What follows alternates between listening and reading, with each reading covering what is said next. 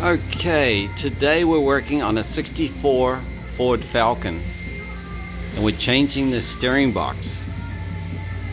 Now, this is not something everybody should be doing. This is a challenge. You have to strip the column down. You have to take this outer piece off with the turn signals and the horn wiring.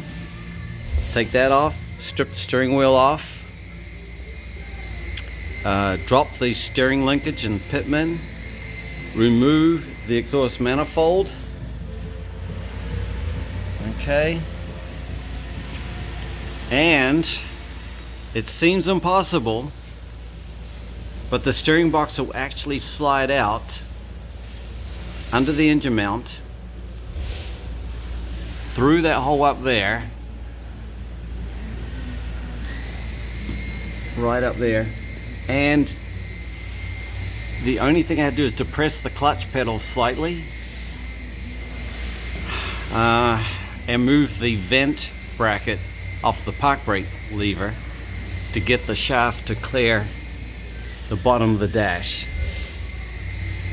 Not an easy task on a 64 Falcon or 64 Ranchero. 60 to 65 I think is the year for the Falcon.